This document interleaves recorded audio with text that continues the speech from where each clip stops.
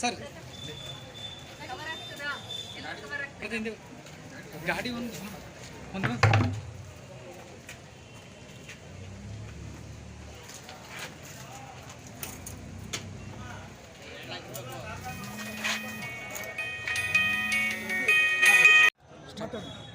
ನಮಸ್ಕಾರ.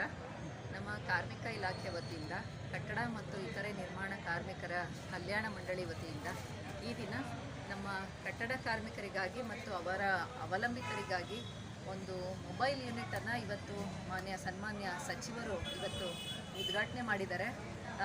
ಇದರ ಉದ್ದೇಶ ನಮ್ಮ ಕಟ್ಟಡ ಕಾರ್ಮಿಕರು ಯಾರಿದ್ದಾರೆ ಅವರ ಆರೋಗ್ಯ ತಪಾಸಣೆ ಮತ್ತು ಚಿಕಿತ್ಸೆಗೋಸ್ಕರ ಈ ನಮ್ಮ ಮಂಡ್ಯ ಜಿಲ್ಲೆಯಲ್ಲಿ 3 ವಾಹನಗಳು ಬಂದಿದೆ. ಅದರಲ್ಲಿ 3 ವಾಹನಗಳಿಗೂ ರೂಟ್ ಮ್ಯಾಪ್ ಮಾಡಿದ್ದೀವಿ.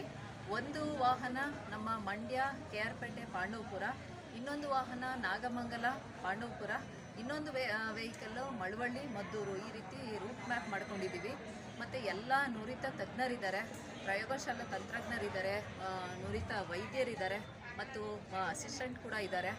ಏನಂತಂದರೆ ನಮ್ಮ ಕಟ್ಟಡ ಕಾರ್ಮಿಕರ ಒಂದು ಆರೋಗ್ಯ ತಪಾಸಣೆ ದೃಷ್ಟಿಯಿಂದ ಮತ್ತು ಅವರ ಚಿಕಿತ್ಸೆ ದೃಷ್ಟಿಯಿಂದ ಇವತ್ತು ನಮ್ಮ ಮಂಡ್ಯ ಜಿಲ್ಲೆಯಲ್ಲಿ ಈ ವಾಹನಗಳು ಉದ್ಘಾಟನೆ ಆಗಿದೆ ಮತ್ತು ನಿರಂತರವಾಗಿ ಕಾರ್ಯಾಚರಣೆ ಪ್ರಾರಂಭ ಮಾಡಲಿದೆ.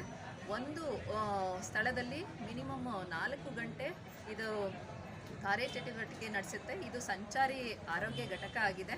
ನಮ್ಮ ಮಂಡ್ಯ ಜಿಲ್ಲೆಯ ಎಲ್ಲ ಕಟ್ಟಡ ಕಾರ್ಮಿಕರು ಕೂಡ ಇದರ ಸದುಪಯೋಗವನ್ನು ಪಡ್ಕೋಬೇಕು ಅಂತ ಕೇಳ್ಕೊಳ್ತೀನಿ. ತಮ್ಮ ಹೆಸರು? ನನ್ನ ಹೆಸರು ಡಾಕ್ಟರ್ ಎಂ ಸವಿತಾ ಅಂತ, ಜಿಲ್ಲಾ ಕಾರ್ಮಿಕಾಧಿಕಾರಿ.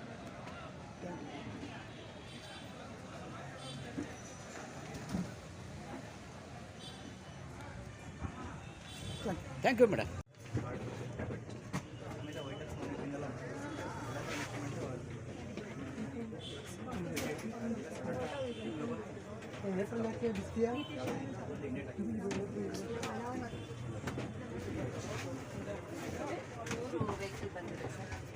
ಈ ಕಡೆನೇ ಕರ್ಸ್ಬಿಡಿ, ಈ ಕಡೆನೇ ಹಿಂಗೆ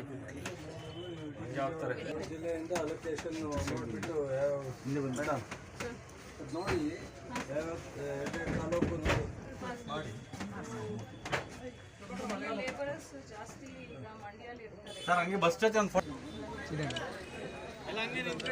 ಸ್ವಲ್ಪ ಹಂಗೆ